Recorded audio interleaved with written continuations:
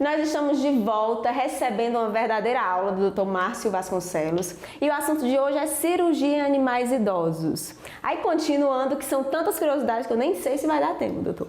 Mais uma pergunta, quando o animal tem mais de um procedimento a fazer, o senhor aconselha fazer isso no mesmo evento, com a mesma anestesia, ou tem que ter todo esse cuidado com o tempo de anestesia?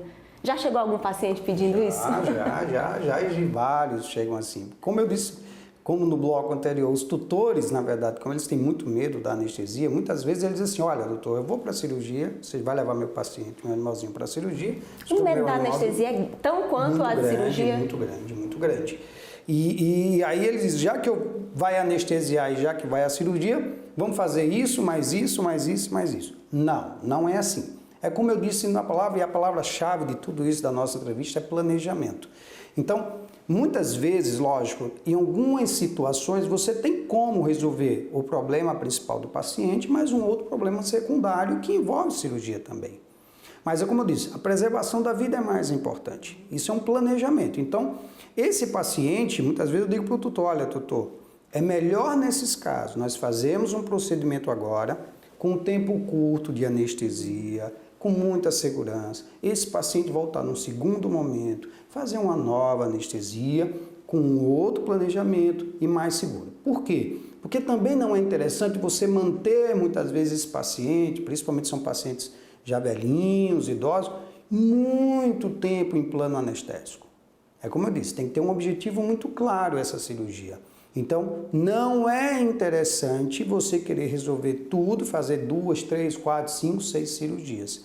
Eu, particularmente, muitas vezes prefiro cirurgias curtas, com tempos anestésicos curtos, mas em momentos diferentes, do que você ter uma anestesia muito longa, um tempo cirúrgico muito longo, que a gente sabe que as complicações poderão vir muito mais fácil do que eu fazer fracionado. Tá? Então, a minha recomendação, se possível, é muitas vezes fracionar as cirurgias. Não fazer os verdadeiros combos cirúrgicos, isso não. Isso eu normalmente já não recomendo tanto. Verdade. Doutor, eu sei, olha, um tutor quando ele vai fazer a cirurgia, já é um medo muito grande. Eu, com esse tempo de TV Pet Show, eu sei, se eu tiver um caso desse, eu saberei para onde levar, porque eu já conheço. Mas quem não conhece, como é que o senhor aconselha eu me atentar qual local levar, o que é que o local deve ter, que indicações eu devo buscar? Porque é uma coisa muito séria, né, doutor? Sim. Eu acho que é o que eu digo para todos os tutores quando chegam no consultório. Você está levando um ente querido, alguém que é parte da sua família. Hoje esses animais vivem no nosso meio como verdadeiros filhos, né? Como parentes, na verdade. E quando vocês forem escolher o local onde você vai, lógico, entregar o seu animalzinho, o seu ente querido para uma equipe, você tem que ter cuidado primeiro no local.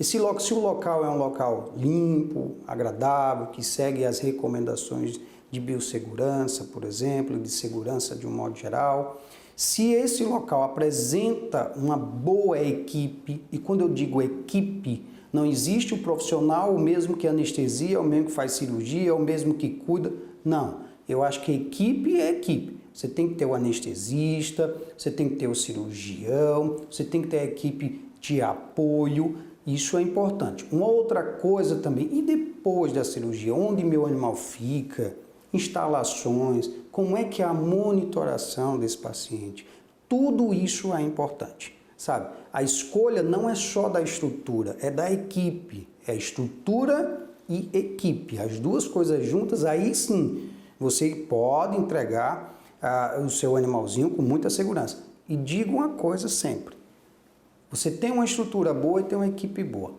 Não façam cirurgias até que você tire a sua última dúvida. Eu te fiz uma pergunta aqui antes do ar, se você tivesse uma gatinha de 17 anos, se você faria cirurgia, né?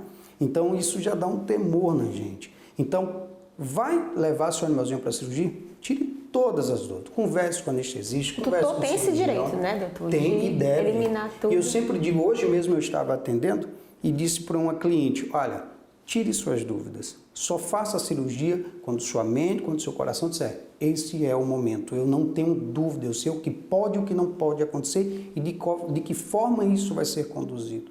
Quando você tem tudo isso, fica muito mais fácil, as vibrações, as coisas acontecem de uma maneira muito melhor e com certeza, não tenho dúvida, que vai ser um sucesso essa cirurgia. Eu achei interessante o senhor falar isso porque muitas pessoas chegam para mim e falam que às vezes levam o animal para fazer um procedimento e não conseguem obter informações. E essa questão de tirar a dúvida é direito do tutor, né, doutor? Sim, é um direito dele. Eu acho que a informação, ela inicia-se no dia que você vem ao consultório. Depois você traz ali os exames. Você tem que passar para o tutor todo o planejamento do passo a passo que vai ser feito. Então, tirar todas as dúvidas é importante. E quando eu digo tirar tudo, é tudo.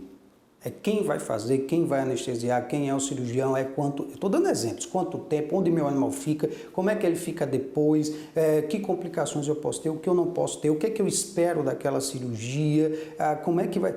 Tenta... Algumas pessoas não gostam muito de... Quando a gente fala de algo muito técnico, mas... Tenta colher o máximo de informações, porque lá na frente essas informações serão bem importantes para você. Doutor, a gente gosta muito de falar com os veterinários essa questão da importância de sempre procurar um profissional, um médico veterinário.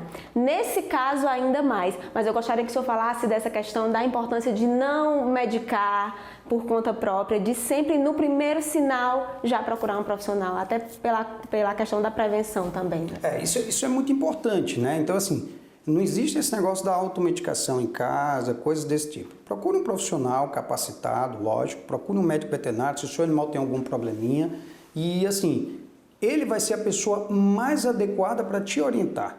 Muitas vezes pode não ser da área dele, mas ele te dá ali caminhos, alguma coisa que te guie melhor na conduta do paciente, te encaminha para colegas, às vezes em determinadas áreas especializadas, mas é isso.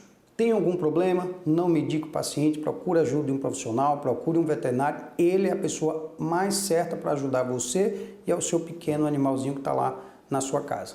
Pelo menos essa é a minha recomendação. Doutor, mais uma vez, muitíssimo obrigada por todos esses esclarecimentos. Eu espero voltar aqui, com certeza as pessoas vão perguntar mais e o doutor está aqui para explicar tudo dessa maneira, perfeita como ele explicou. Antes de terminar, doutor, fale suas redes sociais para quem quiser acompanhar o seu trabalho.